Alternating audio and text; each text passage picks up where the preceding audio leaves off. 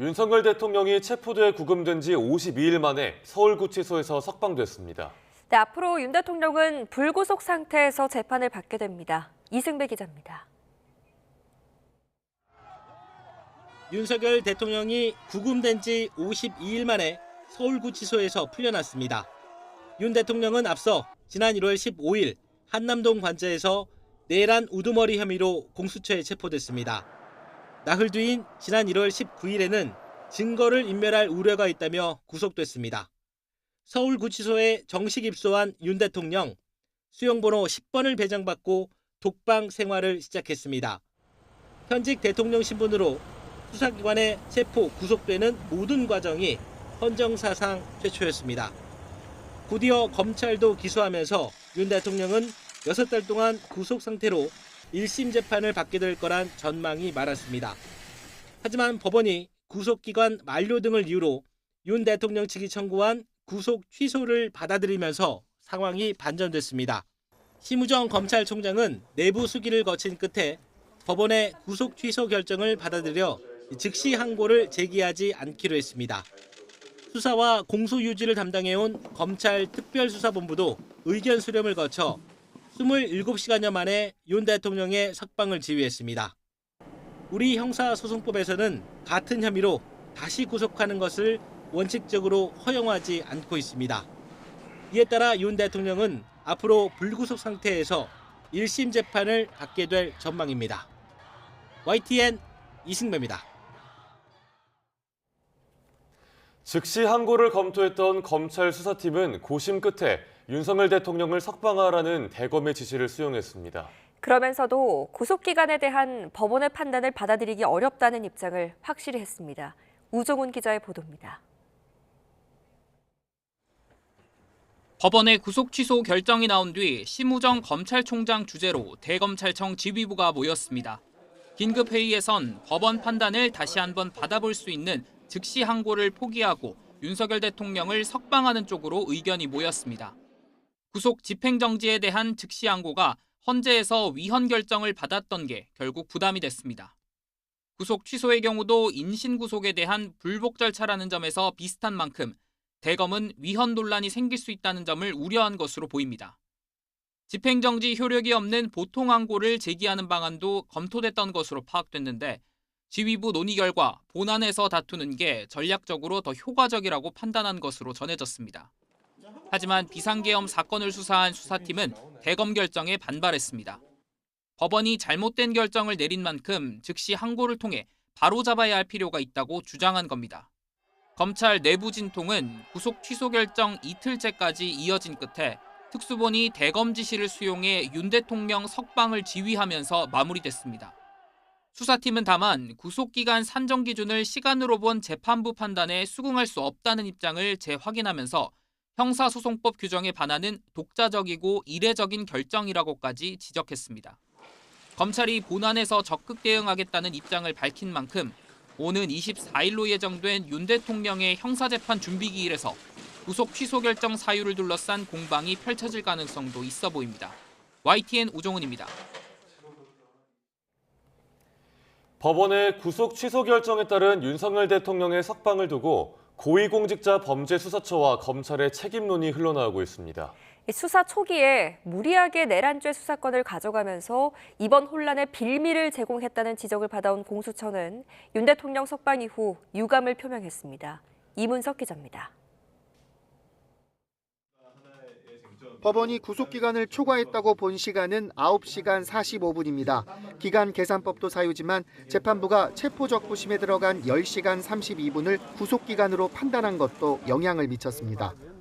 시계를 되돌려보면 검찰이 윤 대통령 기소 여부를 고심하고 있을 때부터 이미 구속기한 논란은 제기된 상황이었습니다. 그런데도 검찰은 당시 전국 고지검장을 대검찰청에 불러 3시간가량 회의를 여는 등 시간을 소요했습니다. 고위공직자 범죄수사처 역시 이 책임에서 벗어나기 어렵습니다. 내란죄 수사권을 두고 혼란스럽던 시기 공수처는 이첩 요청권을 발동해 검찰과 경찰로부터 사건을 넘겨받았습니다.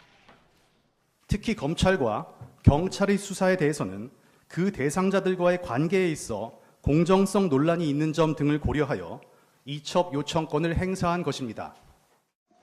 같이 수사하자는 검찰 제안도 거부했습니다. 하지만 윤 대통령 측이 체포 뒤에도 집요하게 수사권 문제를 파고들면서 공수처는 직접 조사를 한 번도 하지 못했습니다. 그래서 사건을 넘겨받은 검찰은 추가 수사를 위해 구속영장 연장을 신청했는데 보안 수사 규정이 없다는 이유로 기각됐습니다. 공수처의 수사권이 인정이 안 되는 부분이 있다라고 한다면 그 부분 관련 증거 능력은 인정이 되지 않을 가능성이 있기 때문에 이 부분은 결국에는 본안의 형사 재판에서 향후 계속해서 다툼이 되는 부분이 되지 않을까. 공수처는 윤 대통령 석방 직후 체포와 구속을 담당했던 수사기관으로서 구속기간 산정 문제 등과 관련해 상급 법원의 판단을 받아보지 못하게 됐다는 점은 유감이라고 입장을 표명했습니다. YTN 이문석입니다. 52일 만에 관저로 돌아온 윤 대통령은 김건희 여사 등과 함께 김치찌개 만찬을 했습니다. 윤 대통령은 참석한 대통령실 직원들에게 대통령실이 국정의 중심이라고 힘을 실어줬습니다. 신윤정 기자입니다. 구치소를 나선 뒤 30여 분 만에 한남동 관저에 도착한 윤 대통령은 김건희 여사 및 반려견들과 52일 만에 인사를 나눴습니다.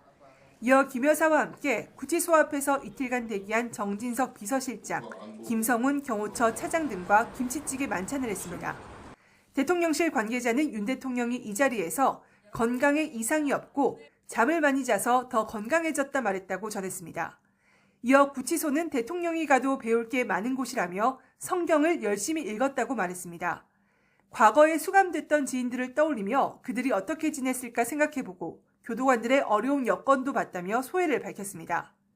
윤 대통령은 그러면서 국가와 국민을 위해 앞으로도 대통령실이 흔들림 없이 국정의 중심을 잡아주길 바란다고 당부했습니다. 최근 의대 정원 문제 등에서 이른바 대통령실 패싱 기류가 지적되는 가운데 지난 1월 말 구치소 접견 메시지에 이어 대통령실의 역할을 거듭 강조하며 참모진들의 힘을 실어준 겁니다. 식사를 마친 윤 대통령은 일찍 휴식에 들어갔고 추가 외부 일정 없이 석방 첫날을 마무리했습니다.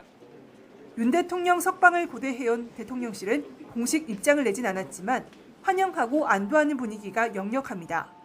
동시에 윤 대통령이 여전히 직무 정지된 상황인 만큼 차분하게 헌재 탄핵 심판 선고를 기다려보자는 목소리도 나옵니다. 대통령실은 휴일에도 정 실장 주재의 수석 비서관 회의를 열고 관저 주변 경비 강화 등을 점검하고 향후 대응 방안 등도 논의할 예정입니다. 대통령실 참모진의 윤 대통령 예방과 비공식 보고도 이어질 전망인데 이 과정에서 윤 대통령이 추가 메시지를 적극적으로 내놓을지 주목됩니다. YTN 신윤정입니다. 윤 대통령이 법원의 구속 취소 결정에 따라 석방되자 주요 해외 언론들도 긴급 속보로 관련 소식을 전했습니다. 윤현숙 기자가 전해드립니다. 로이터와 AP통신 등 주요 외신들은 윤석열 대통령의 석방 소식을 일제히 긴급뉴스로 타전했습니다. 검찰이 법원의 윤 대통령 구속 취소 결정에 항고하지 않기로 하면서 윤 대통령이 석방됐다며 현장 분위기를 신속하게 전했습니다. 로이터 통신은 윤 대통령이 변호인을 통해 불법을 바로잡아준 중앙지법 재판부의 용기와 결단에 감사드린다는 입장문을 냈다고 전했습니다. 또 서울 곳곳에서 윤 대통령 지지자들의 탄핵 반대 집회와 구속 취소 결정에 항의하는 집회가 열렸다고 보도했습니다.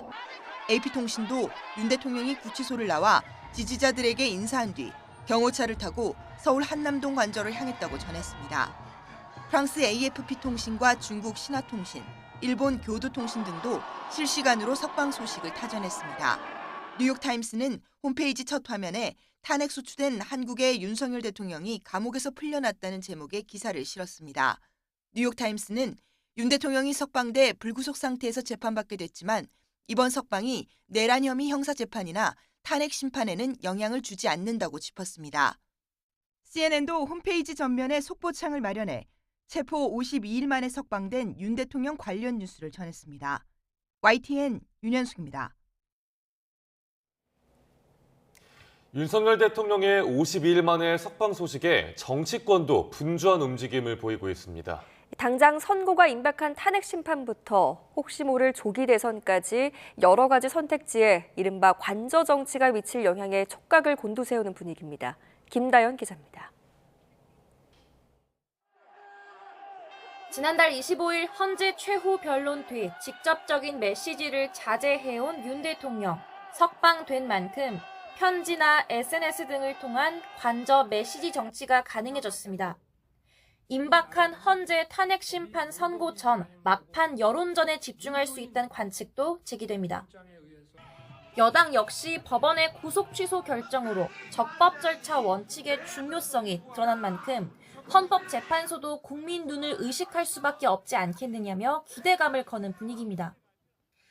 탄핵 각하 가능성 주장을 넘어 법원 결정으로 공수처 수사 권한의 모호성이 화두가 된 만큼 관련 조서나 증거 자료를 빼고 다시 변론을 열어야 할 수도 있다는 목소리도 나옵니다. 헌법재판소는 상위 탄핵을 즉시 각하하여 대통령이 직무에 복귀하여 국정 안정을 꾀할 수 있도록 관저 정치 여부는 혹시 모를 조기 대선 전국의 주요 변수로도 꼽힙니다. 탄핵이 인용되더라도 외부 활동이 가능해진 만큼 탄핵 반대 여당 의원과 강성 지지층을 규합해 영향력 발휘에 나설 수 있다는 겁니다. 이른바 콘크리트 지지층을 기반으로 여권 잠룡에게 상당한 영향을 미칠 거란 해석도 나오는데 조기 대선 전국에서 양날의 검이 될 수 있다는 기류도 감지됩니다. 국민 통합 대신 특정 지지층 겨냥 발언이 잇따를 경우 대통령 개인이나 계엄 옹호로 비춰 중도 확장의 악재로 작용할 거란 지적입니다. 실제 민주당도 대통령과 여당을 싸잡아 비난하며 윤 대통령과의 절연 문제를 집중적으로 공략하고 있습니다. 국회는 국회가 해야 할 일을 하겠습니다. 내란의 완전한 종식을 위해 국민과 함께 싸워나가겠습니다. 당내 일각에선 탄핵에 찬성하는 60%를 자극해선 안 된다는 주장, 또 대통령이 임기 단축 개헌 같은 구상을 밝히거나 당과 선을 그어주는 메시지를 내길 기대하는 의견도 거론됩니다. 여당은 일단 대통령이 직무정지 상태이니만큼 재판 대응에만 집중하지 않겠느냐며 당은 당대로 일하겠다는 입장인데 안갯 속 전국에 또 하나의 변수가 추가된 모습입니다. YTN 김다현입니다. 윤 대통령이 체포 52일 만에 석방되면서 탄핵 찬반 집회 참가자들의 표정엔 희비가 극명하게 엇갈렸습니다. 네, 계속해서 이 소식은 임혜진 기자가 취재했습니다. 윤석열 대통령 석방 소식이 전해지자 탄핵 반대 측에서는 환호성이 터져나왔고 찬성 측에서는 탄식이 흘렀습니다. 구치소 정문이 열리고 윤 대통령이 모습을 드러내자 지지자들은 나팔을 불며 기쁨을 감추지 못했습니다. 대통령 석방을 염원하며 서울 세종대로와 여의대로를 가득 메웠던 탄핵 반대 집회 참가자들은 한남동 관저 앞으로 이동해 대통령을 맞았습니다. 윤석열! 윤석열! 대통령이 탄 경호처 차량이 관저로 들어서자 지지자들은 태극기와 성조기를 연신 흔들며 응원을 보냈습니다. 경복궁역과 안국역 일대에 모인 탄핵 촉구 단체들은 검찰의 즉시 항고 포기와 이어진 대통령 석방 소식에 깊이 탄식했습니다. 집회를 마치고 행진에 나선 참가자들은 가지각색 깃발과 응원봉을 흔들며 대통령 파면을 촉구했습니다. 풀려난 윤 대통령을 다시 구속해야 한다고 목소리를 높이기도 했습니다. 윤석열 즉각퇴진 사회대개혁 비상행동은 대통령 구속을 취소한 법원 결정에 반발하며 경복궁역 앞에서 단식 농성에 돌입했습니다. YTN 임혜진입니다.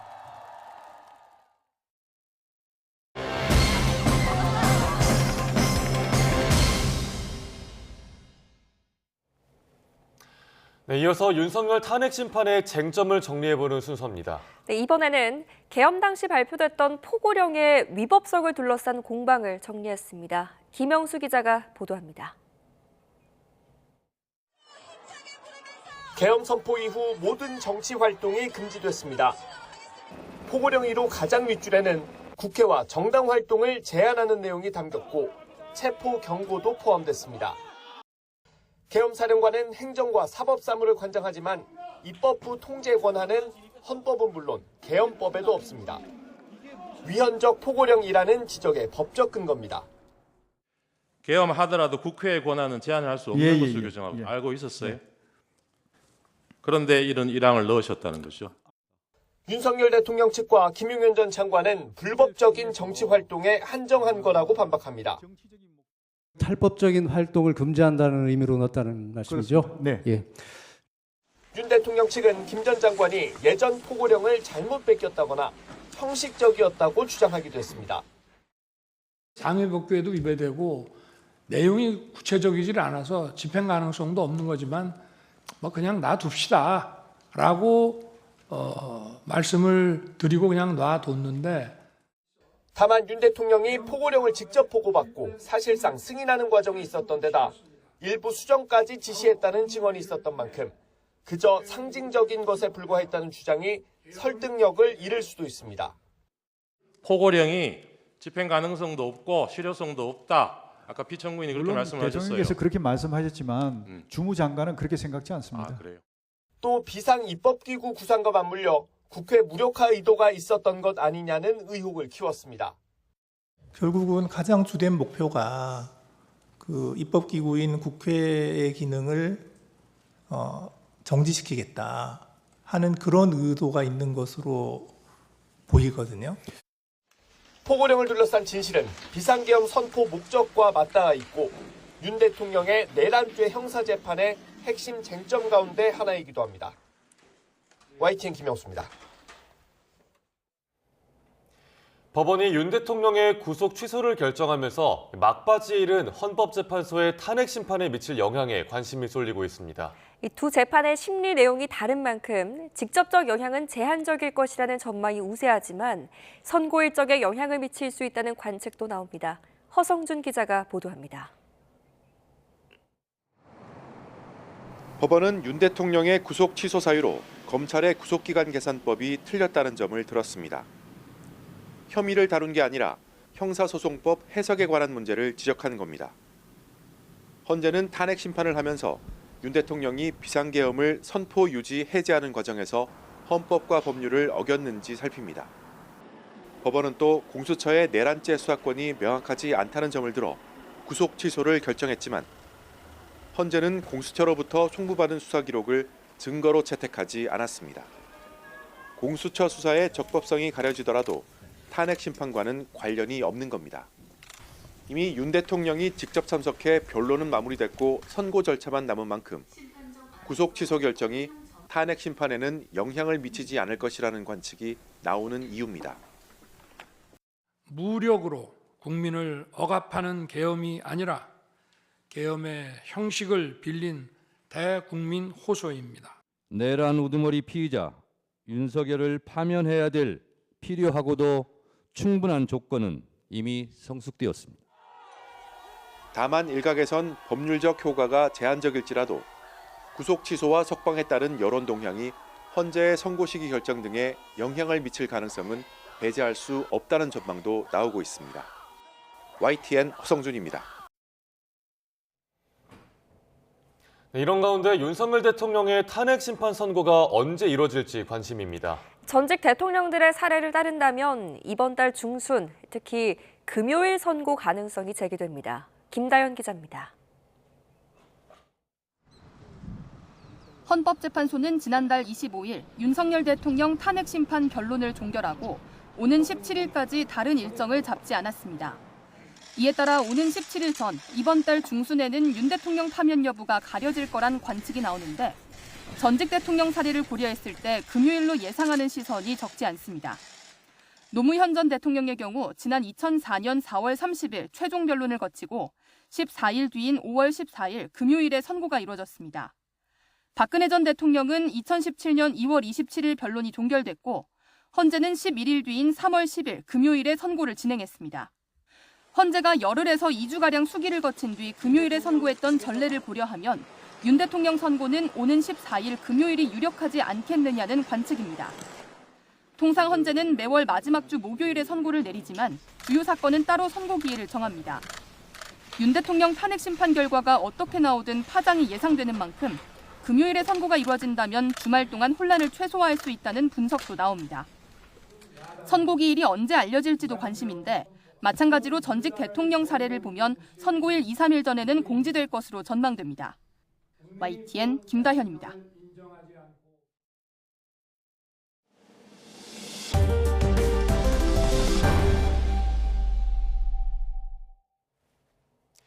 고 김하늘 양을 초등학교에서 흉기로 살해한 혐의를 받는 40대 교사가 구속됐습니다. 피의자는 별다른 이유 없이 법정에 불출석했는데요. 경찰은 신상정보공개심의위원회를 열어 피의자의 이름과 얼굴 등을 공개할지 논의할 계획입니다. 이상곤 기자입니다. 모자와 마스크로 얼굴을 가린 여성이 휠체어를 타고 경찰 조사실을 빠져나옵니다. 고 김하늘 양을 살해한 혐의를 받는 40대 교사 A씨로 경찰 조사를 마친 다음 날 구속됐습니다. 대전지방법원은 범죄 중대성과 도주 우려 등을 종합적으로 판단해 A씨에 대한 구속영장을 발부했습니다. A씨는 영장실질심사를 포기하고 법원에 모습을 드러내지 않았습니다. 불출석 이유를 밝힌 건 없는 것으로 전해졌습니다. A씨는 지난달 10일 대전의 한 초등학교에서 고 김하늘 양을 흉기로 살해한 혐의를 받고 있습니다. 경찰은 범행 후 병원에 입원해 있던 A씨의 건강 상태가 호전되자 의료진과 협의를 거쳐 사건 발생 25일 만에 체포영장을 집행했습니다. 대면 조사는 범죄심리 분석가가 투입돼 진행됐고 피의자의 구체적인 범죄 사실을 확인하는 데 집중됐습니다. 압수물 분석과 참고인 조사를 통해 확보한 증거들을 가지고 범행을 계획한 시점과 정확한 동기 등을 파악한 것으로 알려졌습니다. 경찰은 A씨가 범행을 인정했지만 분석 과정이 필요해 구체적인 내용은 밝힐 수 없다고 말했습니다. 피의자 구속으로 경찰 수사는 마무리 단계에 접어들었습니다. 경찰은 신상정보공개위원회를 열어 피의자의 얼굴과 이름을 공개할지 논의하고 사건을 곧 검찰에 넘길 계획입니다. YTN 이상곤입니다. 경기도 포천에서 발생한 전투기 오폭 사고는 한미연합연습 자유의 방패를 앞두고 진행된 한미 실사격 훈련 중에 발생했습니다. 군과 지자체는 훈련 계획을 사전에 충분히 알렸다는 입장이지만 주민 사이에선 훈련 사실을 제대로 전달받지 못했다는 목소리가 잇따랐습니다. 김희영 기자가 보도합니다. 오폭 사고 전 군은 올해 첫 한미연합합동 통합화력 실사격 훈련에 전력을 대거 투입한다고 홍보했습니다. 사고가 난 뒤에는 이미 지난달 26일 승진과학화 훈련장이 위치한 포천시청에 훈련 사실을 통지했다고 밝혔습니다. 포천시청은 관내 읍면동에 훈련 일정을 안내하면서 주민들에게 5개 전광판이나 마을방송, 각종 회의 등을 통해 홍보해달라는 공문을 보냈습니다. 이장님들에게 공지를 했는데요. 5분 전 과학화 훈련장 일정을 이장님 카톡 이용해서 주민들에게 홍보해달라고 했는데 보통 마을에서는 확성기 방송으로 훈련을 안내하는데 제대로 전달되지 않는 경우도 있고 이마저도 이루어지지 않을 때도 있는 것으로 파악됐습니다. 마을 주민 사이에서는 이번뿐 아니라 평소에도 훈련 계획을 제대로 전달받지 못했다는 목소리가 잇따라 나왔습니다. 따로 받은 거 없습니다. 평소에 따로 훈련 공지를 따로 하지는 않고요. 그냥 포소리가 들리면 훈련하나 보다 이러고 있어요. 그 민간인한테까지 뭐 이렇게 막 통보해주거나 그런 건 없었어요. 거의 여기서 한 20년 가까이 살았죠. 그 통지 같은 건 못 보봤어요. 이번 같은 경우는 그렇게 전투기가 많이 다니는데도 문자 한 번 안 오더라고요. 게다가 오폭 사고 이후에 포천시가 재난 문자를 발송하지 않은 것도 논란입니다. 포천시는 당시 상황 파악이 제대로 되지 않았다는 등의 입장을 밝혔는데 불발탄 가능성 등 추가 폭발 우려가 있던 상황에서 조치가 미흡했다는 지적이 나오는 상황. 주민 불안을 덜기 위한 대책 마련이 시급해 보입니다. YTN 김희영입니다. 정부는 전 세계 최하위 수준인 합계 출산율을 높이기 위해 다양한 방안을 고민하고 있습니다. 결혼하지 않은 상황에서 아이를 낳는 비혼 출산을 적극적으로 지원하는 것 역시 방안 중에 하나로 검토되고 있습니다. 김주현 기자입니다. 30대 이샘나 씨는 결혼하지 않고 아이를 낳아 기르고 있는 비혼 출산 여성입니다. 사랑스러운 아이가 커가는 모습을 보면서 행복하지만 비혼 출산에 대한 부정적인 시선이 부담스러울 때도 있습니다. 단순하게 그냥 아이를 낳고 싶고 가족을 갖고 싶어서 한 것인데 이걸 되게 확대 해석해서 성별 간의 혐오라든지 이런 것으로 이렇게 댓글이 많이 달리는 것들을 봤었어요. 지난 2023년 기준 혼인하지 않은 부모 사이에 태어난 아이들은 만여 명, 전체의 4.7% 수준입니다. 40%대 수준인 경제협력개발기구 회원국 평균과는 차이가 크지만 1981년 통계 작성 이래 처음으로 10,000명을 넘길 정도로 비혼 출산은 증가하고 있습니다. 여기에 심각한 저출산 위기까지 겹치다 보니 비혼 출산에 대한 인식 변화와 지원이 필요하다는 지적이 늘고 있습니다. 출산율 상위권에 속하는 프랑스의 경우 시민연대 계약을 맺은 커플을 결혼 부부와 유사하게 간주해 부부에 준하는 사회적 보장을 제공합니다. 비혼 커플은 크게 늘었고 이와 함께 혼인외 출산 비중 역시 증가해 지난 2022년 전체 프랑스 아동 가운데 60%를 넘을 정도입니다. 우리 정부도 비혼 출산율을 끌어올리기 위한 방안 마련에 나섰습니다. 비혼 가정에 대한 사회적 인식 개선은 물론 상대적으로 차별받고 있는 부분은 없는지 살펴보겠다는 겁니다. 청년들이 결혼과 시댁이라는 부담감을 느끼지 않고 자연스러운 만남을 통해서 아이를 갖고 또 아이를 낳을 수 있는 그런 사회적 분위기를 만들어 나가야 됩니다. 전문가들은 형태를 따지지 말고 누구나 아이를 마음 놓고 키울 수 있는 환경을 만드는 데 집중해야 한다고 강조합니다. YTN 김주영입니다. 시민을 돕기 위해 출동한 경찰관과 구급대원이 오히려 폭행을 당하는 사건이 늘고 있습니다. 가해자들 처벌을 강화해야 한다는 지적과 함께 시민들의 사회적 인식 변화도 필요하다는 목소리가 높아지고 있습니다. JCN 울산중앙방송 라경훈 기자입니다. 술에 취한 상태로 침상에 누워있는 남성이 구급대원의 얼굴에 발길질을 합니다. 음주 단속에 걸린 한 남성. 단속에 나선 경찰관에게 담배꽁초를 던지더니 급기야 욕설을 하면서 밀치기까지 합니다. 구급대원과 경찰관을 폭행하는 사건이 해마다 반복되고 있습니다. 전국에서 일어난 구급대원 폭행 사례는 지난해 260건으로 1년 전보다 늘었습니다. 특히 10건 가운데 8건 이상은 가해자가 술에 취한 사람이었습니다. 경찰관을 폭행하는 공무집행사범도 연평균 10,000명을 웃돌며 증가세를 보이고 있습니다. 계속되는 폭행으로 평시 출동에도 차질이 빚어지고 있습니다. 저희에게 시비를 걸어오고 심지어는 폭행을 하는 분들도 간혹 계십니다. 시비를 걸고 욕하시는 분들에 대해서는 저희도 잘하면 저희 근무자들을 폭행할 수도 있겠다. 그걸 대비해서 좀 마음의 준비는 하고 있습니다. 폭행 또는 협박으로 구급대원과 경찰관을 방해할 경우 징역형이나 벌금형에 처할 수 있습니다. 하지만 대부분 벌금형이나 집행유예 등 가벼운 처벌에 그치고 있습니다.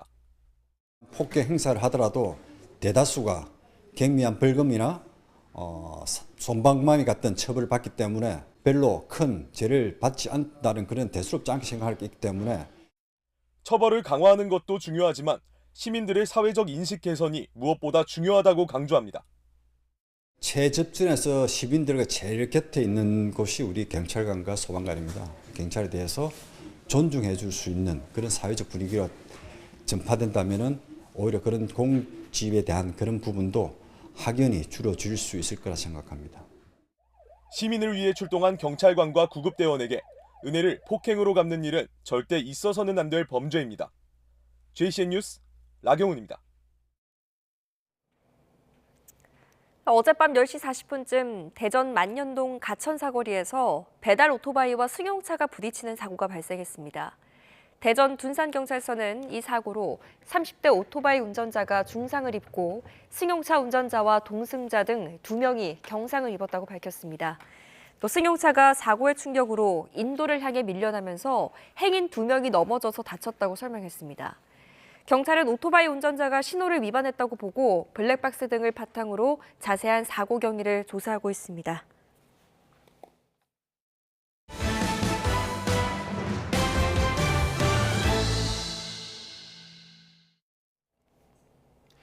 관세와 러시아 우크라이나 전쟁 종전 추진, 또 연방 감원 등 트럼프 미국 대통령의 3대 정책이 역풍을 맞고 있습니다. 물가 상승과 또 동맹국과의 관계 악화, 고용시장 악화 등 부작용이 현실화하자 일기 때 가장 가까웠던 참모들부터 비판에 나섰습니다. 뉴욕에서 이승윤 특파원입니다.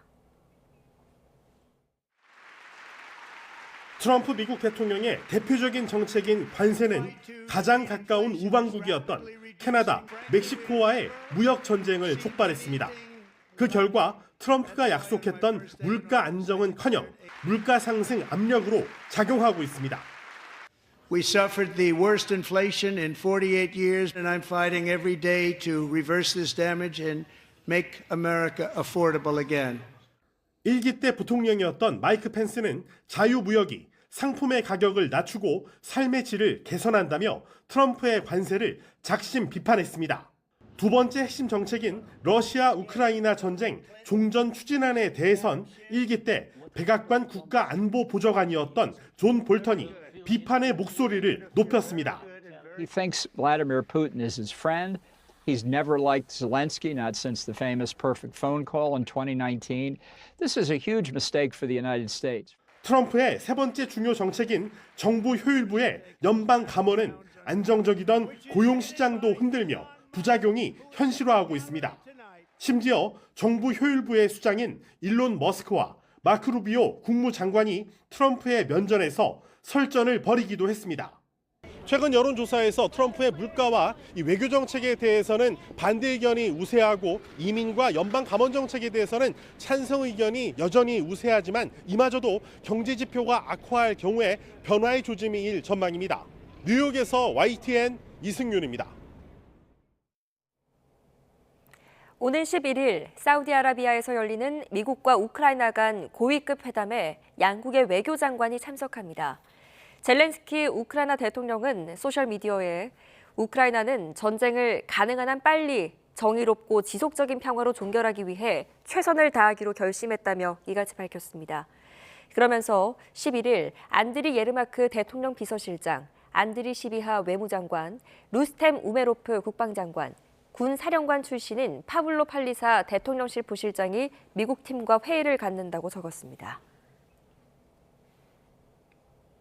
트럼프 미국 대통령이 이란 최고 지도자에게 대화를 제안하는 서한을 보냈다고 밝힌 가운데 알리 하메네이 이란 최고 지도자는 겁박하는 강대국의 협상 요구를 거부했다고 밝혔습니다. 하메네이 최고 지도자는 테헤란에서 열린 라마단 회의에서 강대국의 협상 요구는 문제를 해결하기 위한 진정한 시도가 아니라 이란을 지배하기 위한 것이라고 주장했습니다. 하루 전 아바스 아락치 이란 외무장관도 AFP 통신과의 인터뷰에서 미국이 최대 압박 정책과 위협을 계속하는 한 미국과 직접 협상하지 않을 것이라고 말했습니다. 캐나다 토론토의 한 술집에서 총격 사건이 일어나 최소 12명이 다쳤습니다. 현지 경찰은 지난 7일 밤 10시 40분쯤 토론토의 한 술집에서 여러 명이 총에 맞았다는 신고를 받고 출동해 현장에서 부상자 12명을 확인했다고 밝혔습니다. 경찰은 3명의 용의자가 차량을 타고 도주하는 모습이 목격됐다며 현재 용의자를 추격 중이라고 밝혔습니다.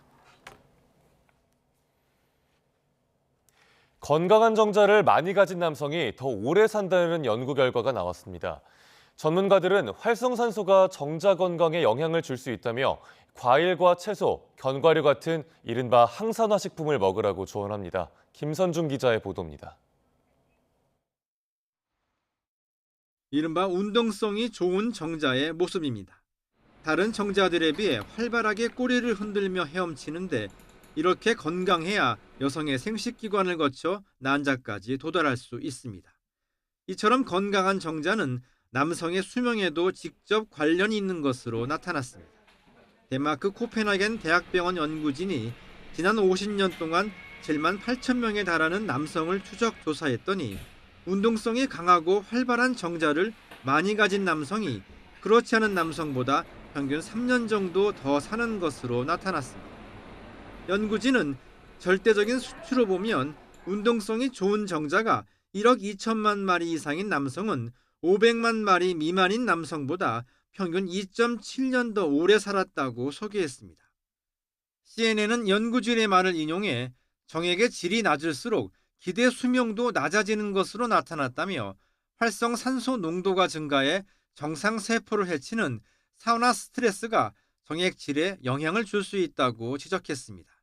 그러면서 활성산소로 인한 손상을 막기 위해서는 항산화 식품을 먹으라고 조언했습니다.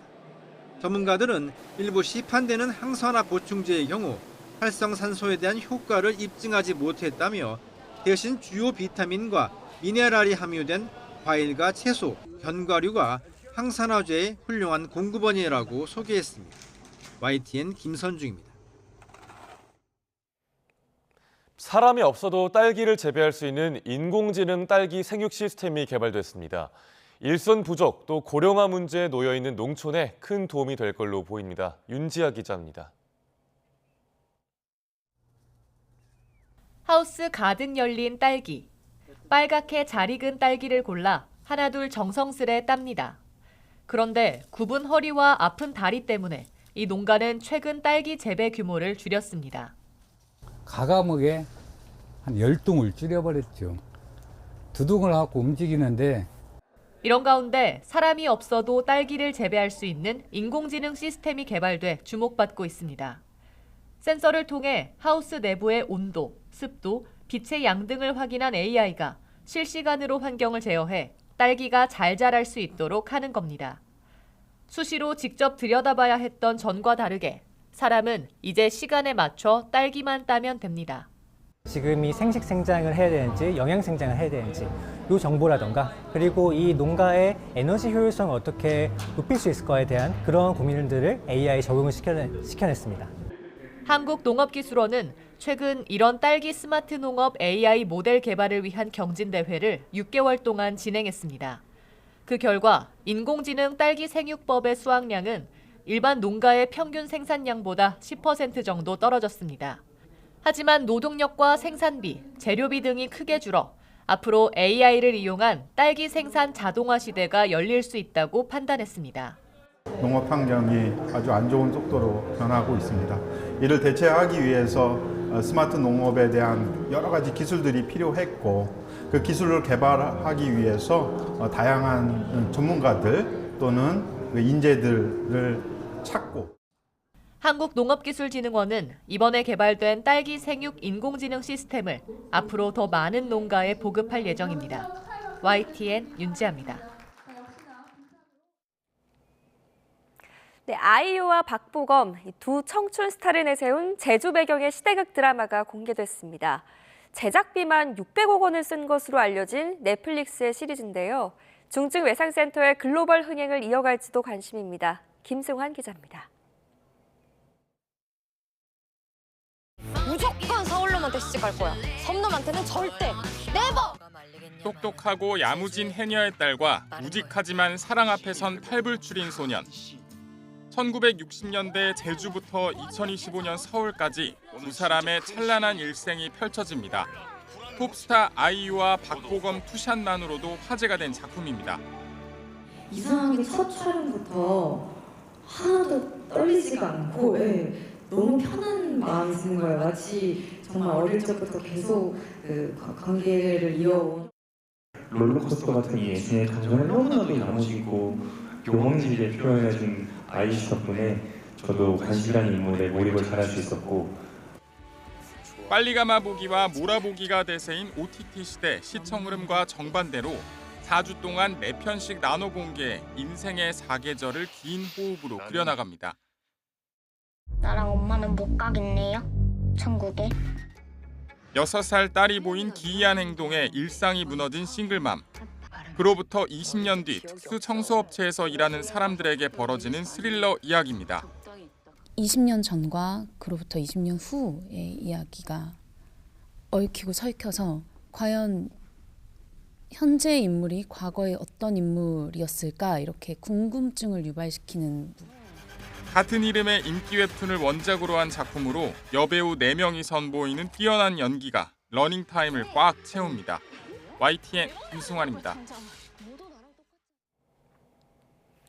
네, 장르 간의 문턱이 낮아지면서 영화를 무대화하거나 스크린에서 뮤지컬 영화를 만나기도 하는데요. 영화를 원작으로 한 뮤지컬 원스가 10년 만에 관객들을 찾았고 독립운동 이야기를 그린 뮤지컬 영화도 광복 80주년을 맞아 개봉합니다. 이광현 기자가 소개합니다.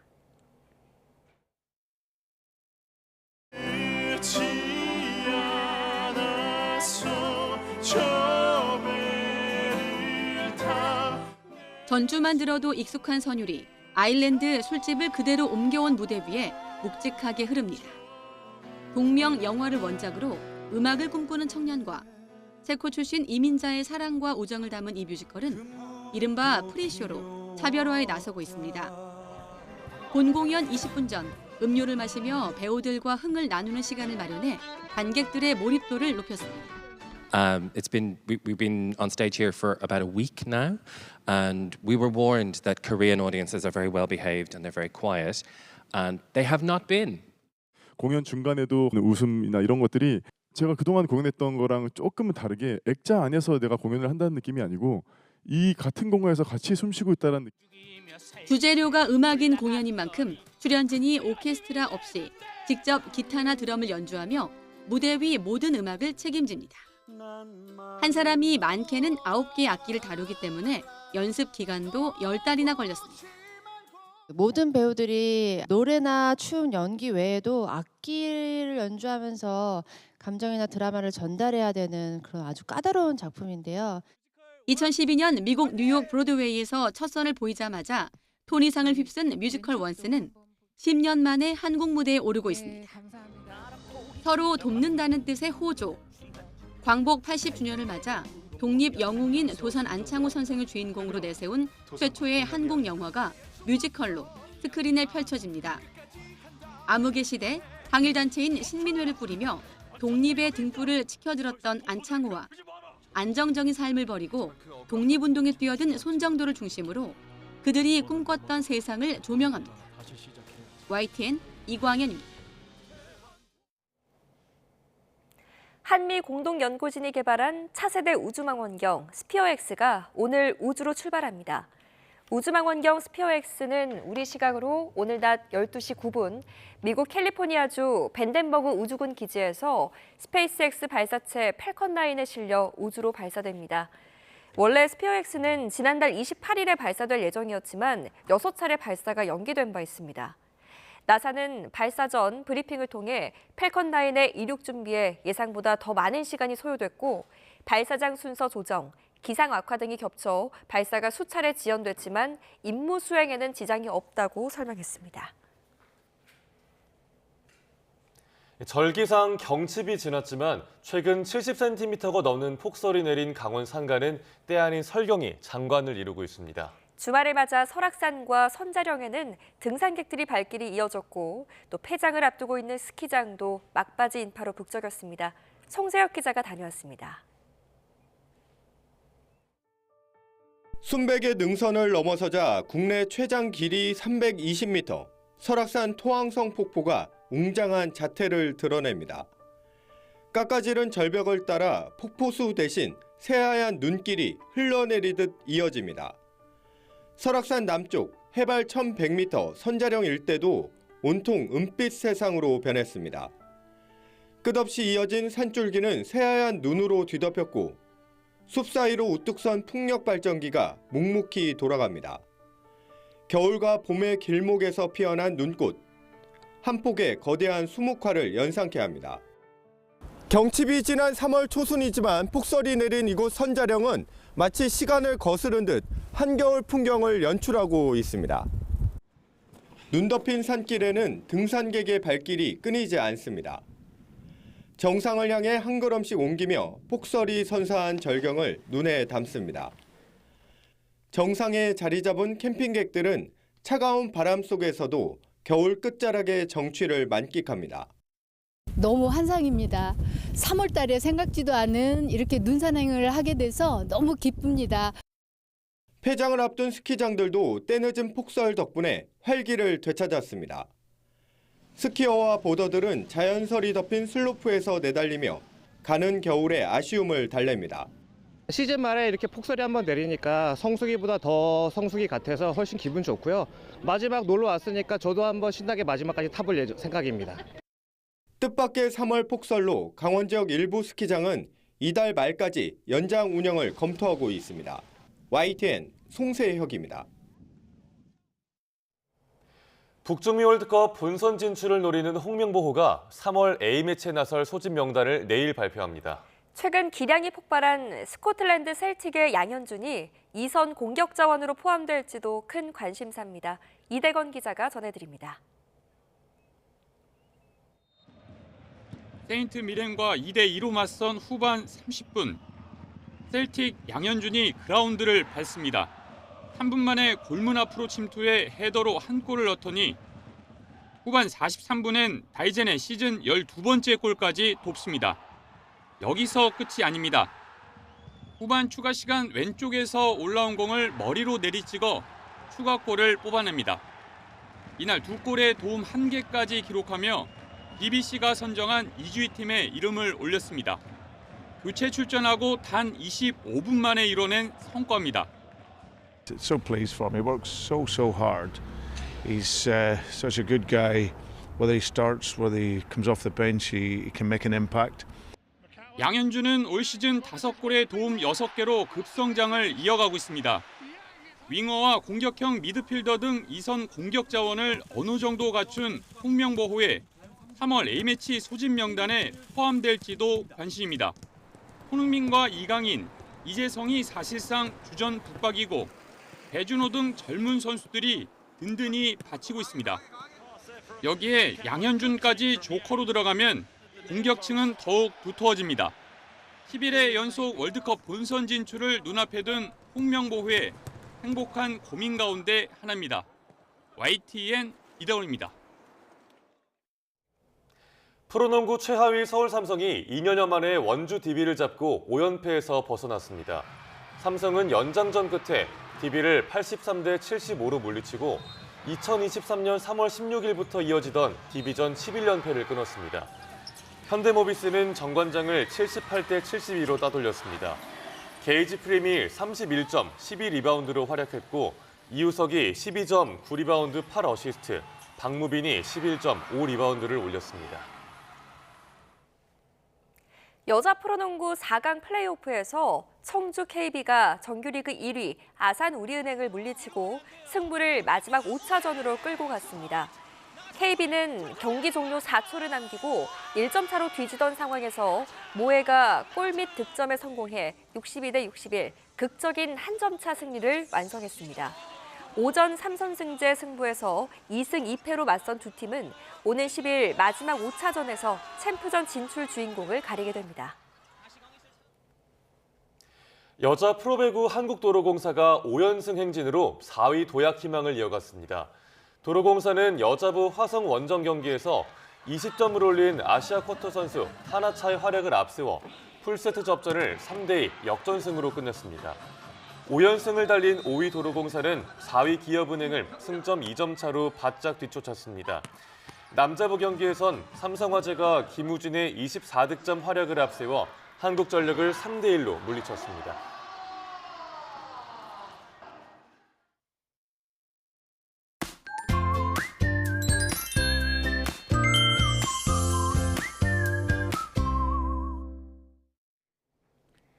휴일인 오늘은 봄 기운이 한층 더 짙어지겠습니다. 다만 일교차에는 주의가 필요한데요.